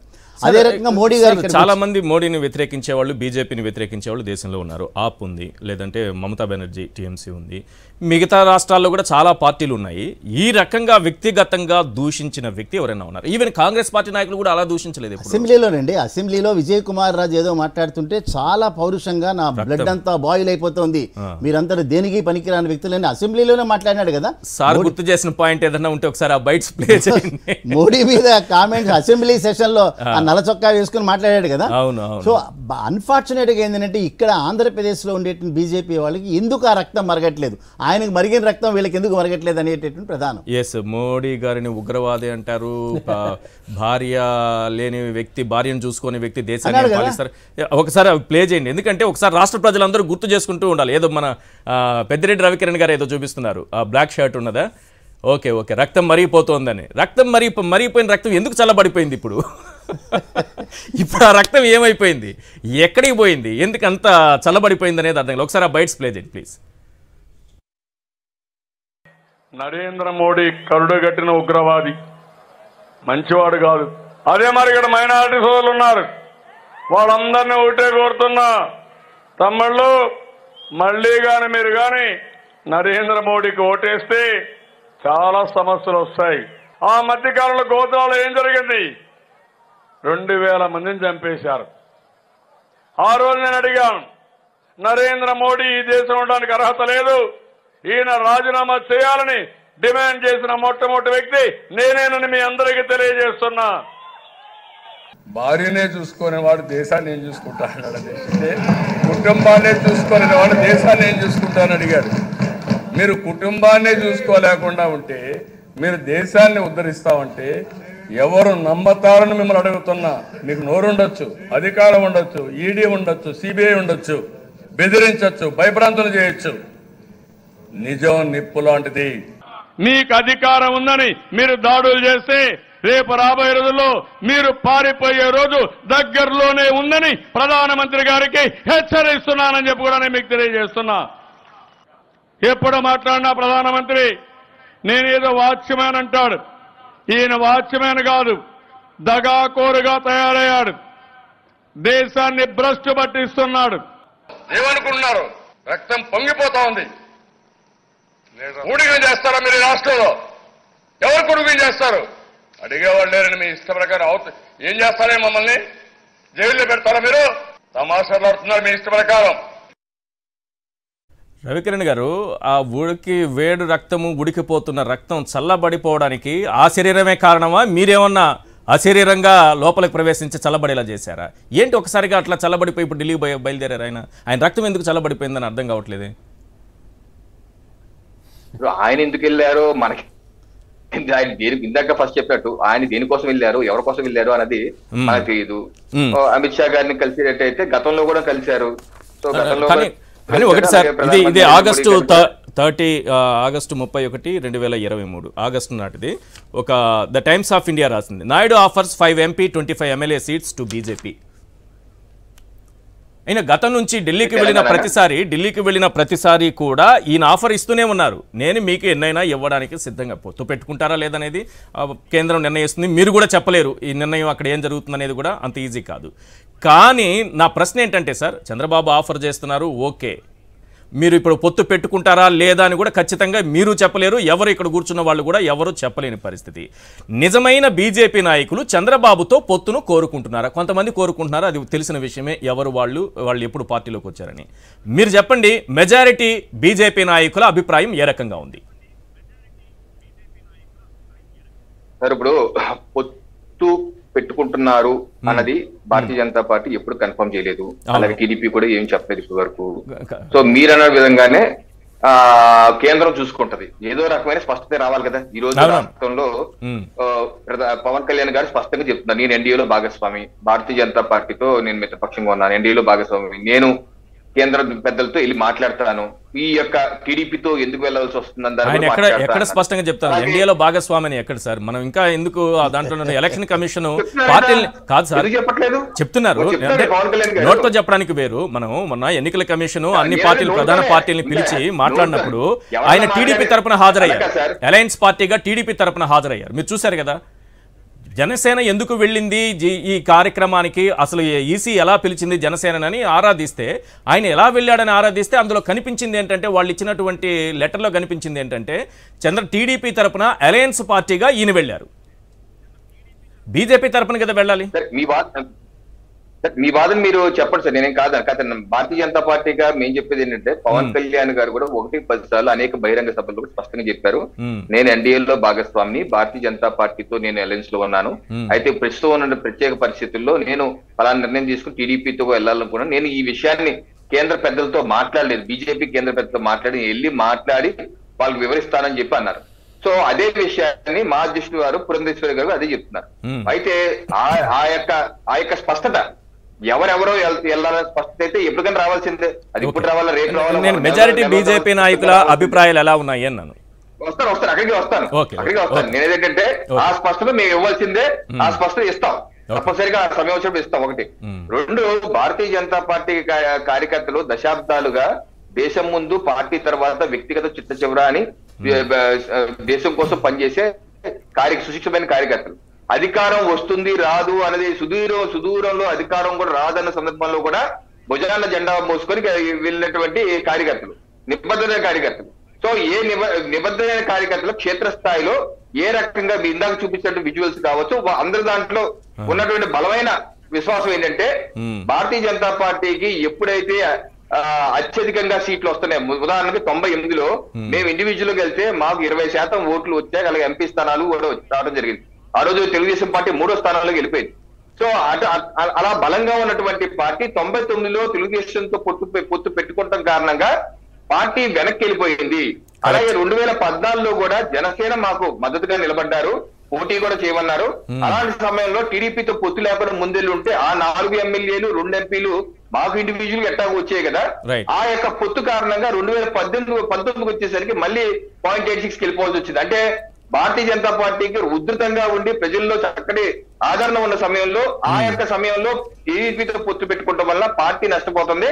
పార్టీ ఆలోచన విధానం అనుగుణంగా రాష్ట్రంలో పరిపాలన, ఇది నీతివంతమైన పరిపాలన, ఏ రకంగా ప్రధానమంత్రి నరేంద్ర మోడీ గారు అటువంటి పరిపాలన రాష్ట్రంలో ఇవ్వలేకపోతున్నాం అన్న ఆవేదన అయితే ఉంది. ఇప్పుడు కూడా 2024లో కూడా దేశం మొత్తం ఒక మంచి వాతావరణం ఉంది. ప్రధానమంత్రి నరేంద్ర మోడీ గారిని చక్కగా ఆశీర్వదిస్తున్నారు, మళ్ళీ రావాలని కోరుకుని ఇలాంటి మంచి వాతావరణంలో మేము ఇటువంటి పొత్తుల్లో కార్యకర్తలు ఉన్న ఆలోచన అయితే ఉంది. 2 పాయింట్లు, పొత్తు ఉండొచ్చు ఉండకపోవచ్చు, రెండిట్లో దేన్ని కొట్టి పారేయలేము. ఒకవేళ ఉంటే Naidu offers 5 MP 25 MLA seats అన్నారు కదా, అవసరం మీద వాళ్ళదా అని చూసినప్పుడు చంద్రబాబు అవసరం కొద్దీ ఆయన వస్తున్నట్టుగా కనిపిస్తోంది. సో మీరు 5 MP ఎందుకు 10 MP ఒక 50 MLA అడిగితే కూడా ఆయన ఇచ్చేసేటటువంటి అవకాశం ఉంది. కొంచెం గట్టిగానే డిమాండ్ చేస్తారా లేదా, లేకపోతే ఆయన ఇచ్చిన ఆఫరే తీసుకుంటారా? అంటే రకరకాల ఇందాక నేను చెప్పాను, స్టార్టింగ్ లో చెప్పాను, మాకు ఏదైతే అంటున్నారో అవసరం ఏ ఒక్క ఉప ప్రాంతీయ పార్టీతోనూ దేవులాడుకోవాల్సిన అవసరం లేదు. అదే ఆయనే వస్తున్నారు, ఆయన మీ దగ్గరకు వస్తున్నారు కాబట్టి అడిగేదేదో గట్టిగా ఒక 10 ఎక్కువే అడగచ్చు కదా అంటున్నా నేను. నేనేంటంటే అసలు ఒక పేపర్ రాస్తున్నారు, మీ పేపర్ ఏమో ఇంకో సంఖ్య రాశారు, రాశారు. మీరు చూడండి సంఖ్య రాయలేదు. అలా అనుకోండి, సంఖ్య ఏమి రాయలేదు. బీజేపీ 25 పార్లమెంటు స్థానాలు. సాక్షిలో వచ్చిన వార్త చెప్తాను, సాక్షిలో వచ్చిన వార్త చెప్తాను. నేను చెప్తాను, ఢిల్లీకి వెళ్తున్నారు పొత్తుల కోసం రాశారు.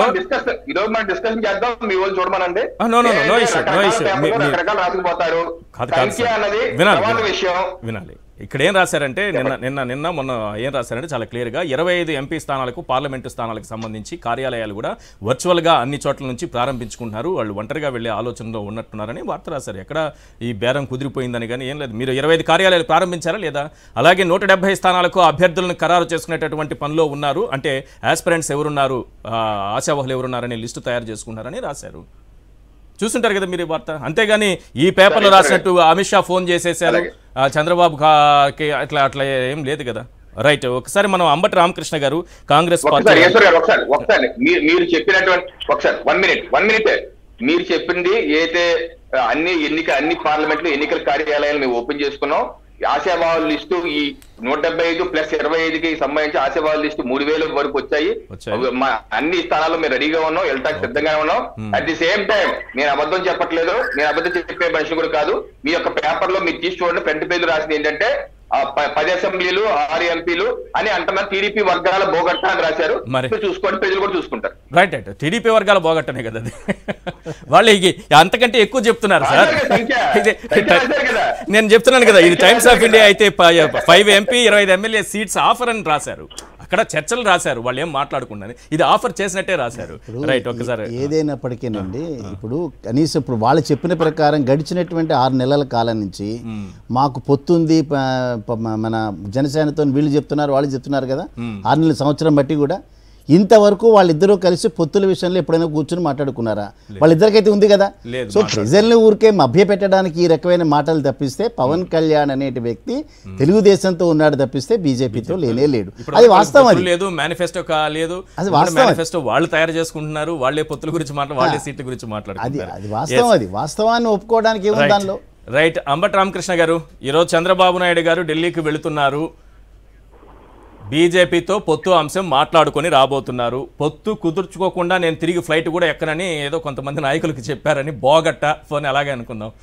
ఏంటి అసలు కాంగ్రెస్ పార్టీకి ఇక్కడేమో తెలంగాణలో కాంగ్రెస్ వెంట నడిచారు, ఇటు వచ్చేటప్పటికేమో వెంటనే మొన్న మోడీ గారు 370 స్థానాలు మాకు రాబోతున్నాయని చెప్పగానే ఆ స్టేట్మెంట్ వినగానే వెంటనే ఢిల్లీ ఫ్లైట్ ఎక్కేశారు. ఎలా చూస్తారు ఇది? సార్, కాంగ్రెస్ వెంట నడిచారు అనేది అది మీ ఉపోద్ఘాతం, కానీ కాంగ్రెస్ వెంట నడిచుంటే మాకు సిటీలో కూడా బ్రహ్మాండంగా సీట్లు వచ్చి ఉండేవి, హైదరాబాద్ సిటీలో కూడా. అటువంటిది ఎక్కడ కనపడలేదు. సో కాంగ్రెస్ పార్టీకి ఇవ్వలేదమ్మా. కాదు సార్, లేదని ఒక్క మాట తట్టు కొట్టేస్తే ఎలా సార్? మనం ఆధారాలతో మాట్లాడుకోవాలి, ఏది మాట్లాడినా ఆధారాలు. మొన్నే కదా పొంగులేటి గారు వెళ్ళి థ్యాంక్స్ చెప్పొచ్చారు, చంద్రబాబు మా కోసం త్యాగం చేశారు, ఎన్నికల్లో పోటీ చేయకుండా మా గెలుపు కోసం రాత్రి పగలు కృషి చేశారని మంత్రి గారు చెప్పారు కదా సార్. సరే, అది మాట్లాడి ఉండొచ్చు, కానీ బట్ ఇక్కడైతే హైదరాబాద్ సిటీలో అయితే మాకు ఒక్క సీటు కూడా వచ్చింది. ఎట్లా వస్తుంది? ఓవర్ యాక్టింగ్ చేస్తే ఒక్కటి కూడా ఇవ్వరు, వీళ్ళకున్న బలం ఎంత దాని ప్రకారం ఉంటది, అట్లా రాదులేండి. అటువంటి పరిస్థితుల్లో నాకు తెలిసి అయితే అటువంటిది ఏమి జరగలేదు. సరే, ఇవాళ భారతీయ జనతా పార్టీతో పొత్తుకు వెళ్తాను అనుకున్నప్పుడు ఆ పొత్తు కన్ఫర్మ్ అయిందా కన్ఫర్మ్ అవ్వలేదా అని పక్కన పెడితే ఇరు పక్షాలు కూడా పొత్తు కోసం ఆరాట పడుతున్నాయి అనేది సుస్పష్టం. సరే, ఏది ఏమైనప్పటికీ ఇప్పుడు భారతీయ జనతా పార్టీ విషయం ఎలా ఉంటుందంటే, నితీష్ కుమార్ బీహార్ లో నేను సావనైనా తస్తా గానీ ఇంకా బీజేపీ ఆర్ఎస్ఎస్ తో పొత్తు ఉండదు అని చెప్పాడు. అతని కోసం కనిపిస్తారు మనకి, డోర్లు మూసేసాము, ఎట్టి పరిస్థితుల్లో డోర్లు తెరిచే ప్రసక్తే లేదు, ఇక నితీష్ కుమార్ సంగతి తేలుస్తామని చెప్పారు. సో మళ్ళీ వెంటనే నితీష్ కుమార్ చేర్చుకున్నారు. కాదు సార్, నితీష్ కుమార్ లాంటి క్యారెక్టర్ చంద్రబాబు అనుకోవాలన్నా, బీజేపీ లేకపోతే ఎవరు వచ్చినా సరే ఆహ్వానించే పార్టీ అనుకోవాలన్నా? ఆంధ్రప్రదేశ్ నితీష్ కుమార్ చంద్రబాబు కదా, ఏపీ నితీష్. ఇప్పుడు భారతీయ జనతా పార్టీకి ఉన్న అదృష్టం ఆంధ్రప్రదేశ్ రాష్ట్రంలో ఏమంటే, ప్రత్యక్షంగానో పరోక్షంగానో ఇక్కడ ఉన్న ప్రాంతీయ పార్టీలు మొత్తం పూర్తిగా వారికి సహాయ సహకారాలు వారి అధిపాజ్ఞల్లో నడవటం అనేది భారతీయ జనతా పార్టీ ఆంధ్రప్రదేశ్ రాష్ట్రంలో చేసుకున్న అదృష్టం. అందు కారణంగా వారు మనకు చేయాల్సిన ఏది మేలు కూడా, కేంద్రం చేయాల్సిన మేలు ఏది కూడా మనకి ఇక్కడ జరగట్లేదు అనేది ఇది అందరం ఒప్పుకునే విషయం. సరే, మేలు గురించి మాట్లాడితే మళ్ళీ దాంట్లోకి వెళ్తాం, ఏదో టాపిక్ మొత్తం డైవర్ట్ అయిపోయింది. ఇప్పుడు చంద్రబాబు అయితే మీ కూటమిలోకి చంద్రబాబు వచ్చే అవకాశం లేదు, వెళ్ళిపోయారు, దీనికి చెప్పండి. చంద్రబాబు ఈ రోజు మా కూటమిలో వస్తాడని మేము ఎప్పుడు ఊహించలేదు. ఈ మధ్యకాలంలో అతను నరేంద్ర మోడీని పొగిడిన అంశాలు కానీ, లేకపోతే చంద్రబాబు డీకే శివకుమార్ తో ఎప్పటికప్పుడు టచ్ లో ఉంటారు కదా సార్, ఆయన నడిపించేదంతా డీకేతోనే కదా సార్. ఇప్పుడు అన్ఎక్స్పెక్టెడ్ గా ఫ్లైట్ ఫ్లైట్ ఒకటే కాదు, ఫ్లైట్ విషయం నేను ఫ్లైట్ బొమ్మలు వేసిన రోజు, ఫ్లైట్ విజువల్స్ చూపించిన రోజు వాళ్ళిద్దరు ఏం మాట్లాడుకున్నారనే దానిపైన నేను వారం తరువాత అసలు విషయాన్ని బయట పెడతానని అదే జరిగింది. నాగపూర్కి సంబంధించి నాగపూర్లో జరగాల్సిన ఒక కార్యక్రమం అని చెప్పాను. ఇమీడియట్ గా అదే జరిగిపోయింది. దాని సారాంశం అందరికీ తెలుసు. కానీ ఆయన టచ్ లో ఉంటారు కదా, అందరికి మీకు కాంగ్రెస్ బాగా టచ్ లో ఉంటారు కదా. అది ఇంకా మన ఊహా చిత్రం, మనకి సరే, ఓకే. కాంగ్రెస్ కి టచ్ లో ఉన్నారా లేదా? పార్లమెంట్ లో పూర్తిగా అతను భారతీయ జనతా పార్టీ ఏ బిల్లు పెట్టినా మద్దతు ఇవ్వడం అనేది ఈ 5 సంవత్సరాల కాలంగా మనం చూసిన తర్వాత, సో ఖచ్చితంగా వాడు పొత్తుగా ఆరాట పడుతున్నారు అనేది మనకి ఇక్కడ ఆంధ్రప్రదేశ్ రాష్ట్రానికి ప్రజలకు అర్థం అవుతున్న అంశం. అయితే పొత్తు కుదుర్చుకునే ముందు ఖచ్చితంగా ఈ రాష్ట్ర ప్రజలకి కొన్ని విషయాలపైన క్లారిటీ ఇవ్వాలి. బహుశా అవి కూడా ఏమన్నా హామీల రూపంలో ఇప్పించేసి మమ అనిపిస్తారేమో. నరేంద్ర మోడీ గారు 2014లో కూడా అలాంటి హామీలు ఇచ్చారు. ఇవాళకి అవి నెరవేరినప్పుడు అటు భారతీయ జనతా పార్టీ దగ్గర నుంచి వచ్చే హామీలు కూడా ఆంధ్ర రాష్ట్ర ప్రజలు నమ్మాల్సిన అవసరం లేదు. కేవలం వారి పొత్తు కోసం, రాజకీయ స్వార్థం కోసం కొన్ని హామీలను మళ్ళీ కూడా పునరుద్ఘాటించి గుర్తించే అవకాశం ఉన్నప్పుడు అవి మనం నమ్మాల్సిన అవసరం లేదనేది కాంగ్రెస్ పార్టీ. ఇండియా కూటమిలోకి అయితే ఈ పార్టీ వచ్చే అవకాశం లేదు, ఆశలు పోయినట్టే అంతే. చంద్రబాబు నమ్ముకుంటే కాదు, అంతేనా సింపుల్ గా?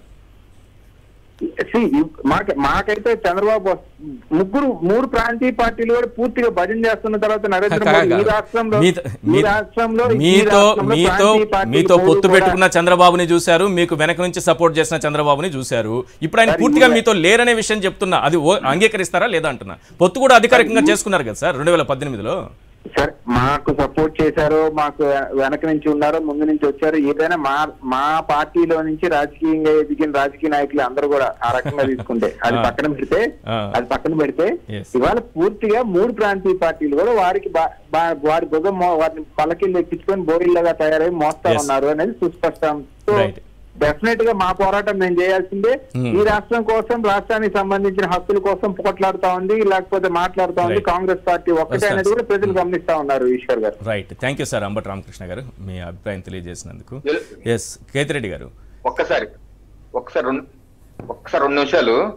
ఇప్పుడు పార్లమెంట్ లో ఒక బిల్లుని ప్రవేశపెడితే ఏ పార్టీ అయినా, పార్లమెంట్ లో ప్రాతినిధ్యం వహిస్తున్న ఏ పార్టీ అయినా దాని మీద ఒక స్టాండ్ తీసుకోవాలి. ఎస్ఓ నోవో లేకపోతే వాకౌట్. ఇది ఆ బిల్లు దేనికి పెడతారు? దేశ ప్రయోజనాల కోసం. కొన్ని బిల్లులో టీడీపీ సపోర్ట్ చేసింది, కొన్ని బిల్లు వైసీపీ చేసింది, కొన్ని బిల్లు పక్కన బీజేడీ సపోర్ట్ చేసింది, అది జేఎంఎం సపోర్ట్ చేసింది, కాంగ్రెస్ కూడా సపోర్ట్ చేసింది. మన కాంగ్రెస్ కూడా సపోర్ట్ చేసింది. ఉమెన్ రిజర్వేషన్ బిల్లు కాంగ్రెస్ కూడా సపోర్ట్ చేసింది. మరి అంటే కాంగ్రెస్ కూడా కలిసిపోయినట్టేనా? ఇది తప్పుడు కాదని చెప్పి నా అభిప్రాయం. రైట్. కేతిరెడ్డి గారు, ఇప్పుడు ఎలాగో వెళుతున్నారు, పొత్తులు పెట్టుకోవచ్చు, పెట్టుకోకపోవచ్చు, ఏదైనా జరగచ్చు. ఒకవేళ పొత్తు కుదిరితే అప్పుడు ఎలా చూస్తారు? మీ పార్టీ ఆ 3 పార్టీలు అంటే ఒక 2014 నాటి 3 పార్టీల కలయిక మళ్ళీ ఎదుర్కోవాల్సి వస్తుంది మీరు. అంటే ఆ రోజు సందర్భానికి ఈ రోజు సందర్భానికి డిఫరెంట్ సినారియోస్ నడుస్తున్నాయండి. ఆ రోజు ఇప్పుడు మీ ఇంతకుముందు చెప్పిన విధంగా 2014లో వచ్చినప్పుడు బీజేపీ నుంచి కూడా కొన్ని ప్రామిసెస్ ఉన్నాయనేది అందరికీ తెలిసినది. వాటినన్నింటినీ కూడా ఆయన వ్యతిరేకించి నాకు ఇది చేయలేదు, ఇది చేయలేదు, మాకు చిన్నప్పుడు అలిగి వస్తానట్టు వచ్చినాడు బయటికి. ఏదో ఒక బూచి చూపించాలి కారణం. దాంట్లో ప్రత్యేక హోదా కావచ్చు, లేకుంటే పోలవరం కావచ్చు. అన్నిటికంటే ముఖ్యం ఏంటంటే నరేంద్ర మోడీ గారు సభలలో చెప్పిన మాట ఏంటంటే ఏ చంద్రబాబు నాయుడుకో ఏ పోలవరం ఏటీఎం చేసి ధరఫ్ అని చెప్పినాడు. అంటే ఏటీఎం లాగా దాంట్లో డబ్బులు తీసుకోవడానికి ఉపయోగపడింది తప్ప ఎప్పుడు మేలు చేయలేదు అనే పద్ధతిలో ఆయన చెప్పడం జరిగింది. మరి దానికి వాళ్ళు ఏం చెప్తారు? సో ఈ కలయికతో వచ్చే ప్రమాదం కానీ వచ్చే ఇబ్బందులు మీకు, ఎందుకంటే ఈ రాష్ట్రం మేలు కోసం ఈ రోజు ఎటువంటిది ఉంటదండి, ఎటువంటిది ఉండదు.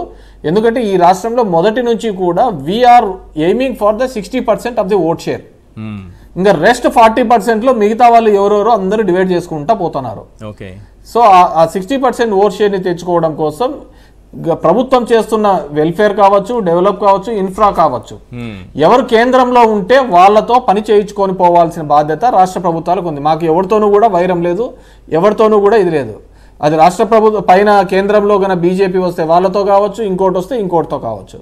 ఎందుకంటే మనము కేటగిరీలు చాలా క్లియర్ కట్ గా చెప్పడం ఒకటి ఈ రాష్ట్రం యొక్క అభివృద్ధి తప్ప మేము వేరేది ఏంది లేదు అని ఆలోచించి చెప్తున్నాం. ఎందుకంటే తెలంగాణలో కూడా వద్దనుకున్నప్పుడు ఈ రాష్ట్రం సార్ 3 పార్టీలు కలిసి వస్తున్నాయి, అందులో కేంద్రంలో ప్లీజ్ అండి 1+1 అనేది రాజకీయ కాదు.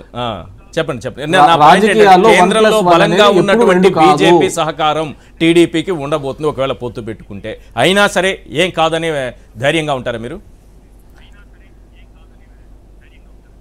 ధైర్యంగా ఉంటారు. రాజకీయాలు 1+1 ఎప్పుడు 2 కాదండి. ఇప్పుడు ఇదే బీజేపీని వదిలిపెట్టినప్పుడు 2009లో మహాకూటమి అని చెప్పేసి 6-7 పార్టీలతో వచ్చినాడు చంద్రబాబు నాయుడు. ఏమైంది? కాలేదు కదా.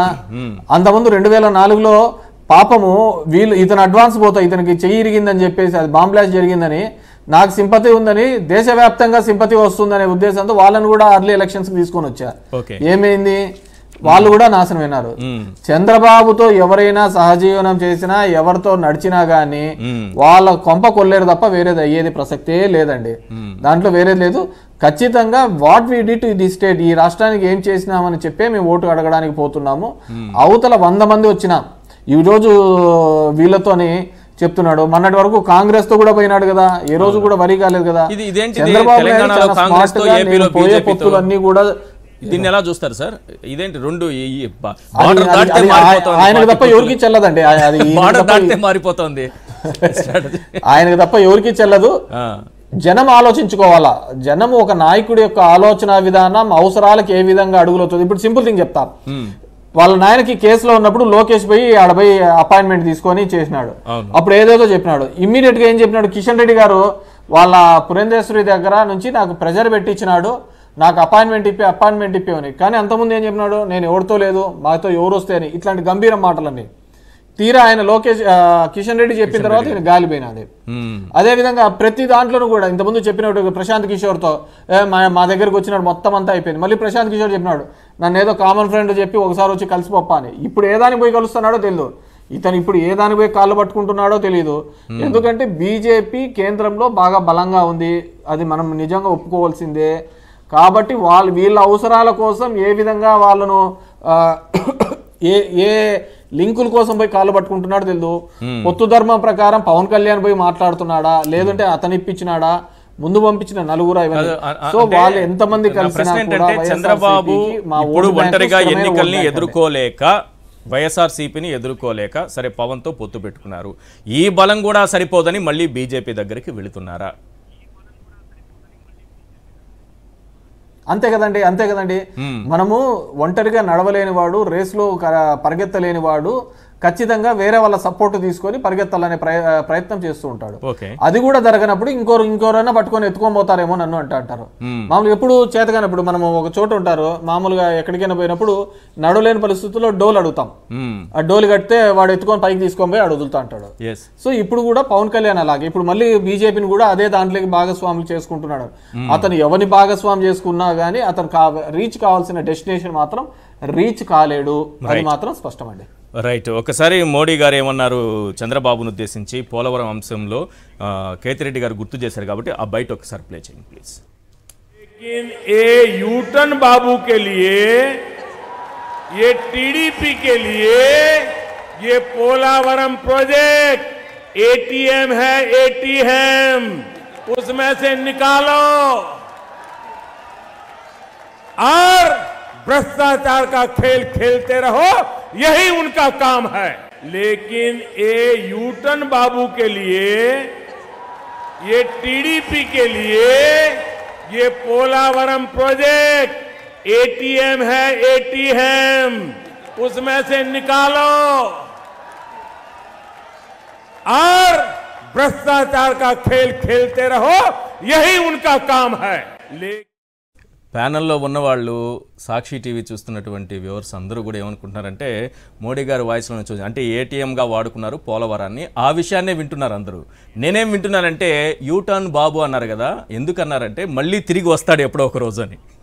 ఈ యూటర్న్ బాబు తప్పనిసరిగా ఇంకొక యూటర్న్ తీసుకొని మళ్ళీ వస్తాడని వచ్చేటటువంటి అవకాశం ఉందని ఆయన మనసులో ఆ రోజే ఉందేమో యూటర్న్ బాబు అని వాడారు. అది ఈరోజు నెరవేరినట్టుగా కనిపిస్తోంది. కరెక్ట్గా మీరేం చెప్తారు సార్ యూటర్న్ బాబు గురించి? 1999 నుంచి తన టర్న్లన్నీ ఒకసారి రాష్ట్ర ప్రజలకు చూపించాలండి. తిరుపతిలో కొండలు కూడా అన్ని మలుపులు ఉండవు, అన్ని యూటర్న్లు ఉండవు. ఇప్పుడు ఎవరితో పొత్తు పెట్టుకున్నా అల్టిమేట్గా ఆ పార్టీకి సంబంధించిన సింపథైజర్స్ లాంటి ప్రజలు కదా ఓట్లు ట్రాన్స్ఫర్ కావాల్సింది. సో ప్రజల మైండ్స్లోనూ వాళ్ళ చెవుల్లో గింగుర్లు ఆడుతుంటే ఇప్పుడు మోడీ చెప్పింది మామూలు విషయం కాదు కదా. పోలవరం ప్రాజెక్ట్ అనేటటువంటి దాన్ని మేము కడతాము అని అంటే మాకు ఇమ్మనమని చెప్పి తీసుకుని దాన్ని ఏటీఎంలా వాడుకున్నారు. చాలా ప్రధానమంత్రి హోదాలో ఇచ్చినటువంటి ఇన్ఫర్మేషన్, ప్రధానమంత్రి హోదాలో. దాంతో ఇవన్నీ కూడా అవినీతి అనేటటువంటి ఆట ఆడటం కోసం ఇవన్నీ చేశాడని ఇప్పుడు రేపు పొద్దున మళ్ళీ నరేంద్ర మోడీ ఆంధ్రప్రదేశ్కి వచ్చినప్పుడు ఈ స్టేట్మెంట్ ఎట్లా డిఫెండ్ చేసుకుంటాడో చెప్పాలి కదా. రైట్. సెకండ్ థింగ్ ఇప్పుడు టీడీపీ క్రైసిస్ లో ఉందనేది అర్థం అవుతోంది. ఎట్లా గెలవలేమని పవన్ తో అనుకున్నారు, అది సాధ్యపడట్లేదు. ఇటు మళ్ళీ బీజేపీ కోసం పరుగులు పెడుతున్నారు కదా. మరి బీజేపీ నాయకులు గట్టిగా ఎక్కువ సీట్లు అడగడమా, విలీనం చేయమని అడగడమా? అడిగితే బాగుంటుంది అంటున్నారు. ఇప్పుడు వెళ్ళింది కూడా దానికోసమే. చంద్రబాబు నాయుడుకి అడగరు సార్. 2019 సంవత్సరంలో చంద్రబాబు నాయుడుకి వచ్చిన ఓట్ షేర్ 39.5. సో ఇప్పుడు అందులో పసుపు కుంకుమ ఓటు కూడా కలిసి ఉంది. దాంట్లో రకరకాల ఓట్స్ కలిసి ఉన్నాయి. యాజ్ ఆన్ టుడే తర్వాత జరిగినటువంటి అనేక ఎన్నికల్లో అతనికి 32% దిగజారిపోయినాడు. సో వెనుకబడినటువంటి వర్గాలకి ప్రస్తుతం వైసీపీ ప్రభుత్వం ఇచ్చినటువంటి గుర్తింపు, రాజకీయ అధికారం వల్ల ఇంకా డెంట్ పడింది. సో నరేంద్ర మోడీ లాంటి ఒక సక్సెస్ఫుల్ పీపుల్ అంతా కలిస్తే ఆ ఓట్ షేర్ పెరుగుతుందనే తాపత్రయం తప్పిస్తే ఇప్పుడు ఈయన వెళ్ళింది కూడా వాళ్ళు పిలిస్తే వెళ్ళినటువంటిది కాదు. ఆన్ హిజ్ ఓన్ వెళ్ళాడు. ఏదో ఒక అపాయింట్మెంట్ ఇప్పించే ప్రయత్నం నేను సాయంత్రం చెప్పాడు ఆయన 2 సార్లు నేను కలిసి వచ్చినా కాబట్టి అని. అక్కడే సేమ్ ప్రశాంత్ కిషోర్ మధ్యలో ఒక కామన్ ఫ్రెండ్ అడిగితే అని వెళ్ళి కలిసినట్టుగా ఓకే రమ్మనమన్నారు. ఇప్పుడు ఇది అఫీషియల్ గా జరిగినటువంటి సమావేశం కింద మనం అంచనా వేయడానికి లేదు. సెకండ్ థింగ్ వెళ్ళి వాళ్ళని ల్యూర్ చేయడానికి మాత్రమే ఇవన్నీ ఉపయోగపడతాయి. 15 సీట్లు ఇస్తాం, 20 సీట్లు ఇస్తాం అనేటటువంటి మాట. ఎందుకంటే నరేంద్ర మోడీ గారు కనుక వారి పక్కకుంటే రేపు ఉత్తరోత్తర స్కిల్ డెవలప్మెంట్ కానీ లేకపోతే మరొక స్కామ్స్ లో కానీ బయటపడే ఉద్దేశంతో చేసేటటువంటి పనులు తప్పిస్తే అతనికి స్వతహాగా ఆంధ్రప్రదేశ్ లో బలం లేదు అనేటటువంటిది సుస్పష్టం. దానికోసం మాత్రమే నాకు తెలిసిన బీజేపీ నాయకులందరితో మాట్లాడాను. ఇప్పుడు పొత్తు అనేది టీడీపీకి అవసరమా, బీజేపీకి అవసరం అంటే చంద్రబాబుకి అవసరం కాబట్టి మా దగ్గరకు వస్తున్నారని అన్నారు.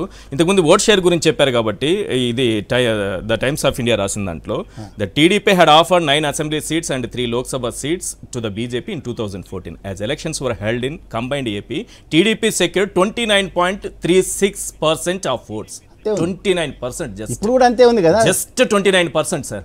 తర్వాత ఇది చూపించి విలీనం చేయమంటే చేసేస్తారు చంద్రబాబు. మీరు ఈ పేపర్ పట్టుకోవాలి ఢిల్లీకి. నేను ఒక్కటే ఛాలెంజ్ అండి, జనసేన లేకుంటే తెలుగుదేశం పార్టీ పోటీ కూడా చేయదండి ఈ రాష్ట్రంలో. పోటీ కూడా విరమించుకుంటుందా? రైట్. విలియం గురించి ఏమైనా అడుగుతారా? పోటీ కూడా 29 మీరిద్దరు కంబైన్డ్ గా వెళ్ళినప్పుడు 2014 లో TDP secured 29.36 of votes with the BJP securing a vote share of 8.52%. మీకు బాగానే వచ్చింది అప్పుడు 14లో. సో మీరు ఈ 29.36 చూపించి విలీనం చేయమన్నా చేసేస్తారేమో. ఏమన్నా అవకాశం ఉందా? సీట్లు మాత్రమే అడుగుతారా ఒకవేళ పొత్తు వరకు వెళితే? సార్ ఇప్పుడు జనసేనకు కూడా ఇప్పుడు 2014లో ఏపీలో భారతీయ జనతా పార్టీకి ముందు 20 స్థానాలు అనుకున్నారు. అవును. ఆ తర్వాత దాన్ని మళ్ళీ 15 తగ్గించారు. 15 13 చేసేసారు.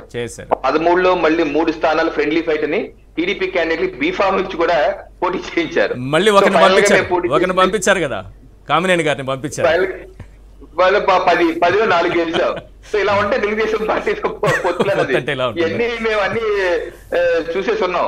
ఏదైనా సరే భారతీయ జనతా పార్టీ ఈ రాష్ట్రంలో ప్రధానమంత్రి నరేంద్ర మోడీ దశాబ్ద కాలంగా చేసిన అభివృద్ధి సంక్షేమ కార్యక్రమాలు చూపించే మేము ప్రజల్లోకి వెళ్తాము. ప్రజలు మా మీద పూర్తి విశ్వాసంతో ఉన్నారు. మాకు నమ్మకం ఉంది 2024లో గణనీయమైనటువంటి ఓట్లు సీట్లు మాకు వస్తాయి. ఎవరి కోసం అరులు చేయాల్సిన అవసరం మాకైతే లేదు. స్వతంత్రంగానే మాకు మంచి అవకాశాలు ఉన్నాయని మేము బలంగా విశ్వసిస్తున్నాం. ఈశ్వర్ గారు, ఇప్పుడు చంద్రబాబు నాయుడు ప్రభుత్వాన్ని ప్రజలు 2014-19 చూశారు. జగన్మోహన్ రెడ్డి గారి ప్రభుత్వాన్ని 19-24 చూశారు. ఈ వీళ్ళ యొక్క అడ్మినిస్ట్రేషన్ ప్రాతిపదికగా మాత్రమే ఓటింగ్ అనేటువంటి జరుగుతుంది తప్పిస్తే ఎవరితో ఎన్నికలు పొత్తు పెట్టుకున్నా ఆంధ్రప్రదేశ్ ప్రజలకు అది అసలు సమస్య కాదు. అది వారికి ఇది సంబంధించిన ఇష్యూ కాదు. ఇద్దరు వ్యక్తుల యొక్క పరిపాలన చూసిన తర్వాత ఏ పరిపాలన మన రాష్ట్రానికి మనకు ఉపయోగపడుతుంది ప్రజలు అంచనాకు వచ్చారు ఆల్రెడీ. ఈ పొత్తులు అనేటటువంటిది వాటిని ఏమాత్రం కూడా నిర్వీర్యపరచవు. Right. Thank you sir Rambabu garu చర్చలో పాల్గొన్నందుకు. Ravikiran garu thank you so much sir. అలాగే Ketireddy Venkataramareddy garu thank you so much sir. ఇవాళ చర్చలో మీరు పాల్గొన్నందుకు. ఇది వాటి చర్చా కార్యక్రమం.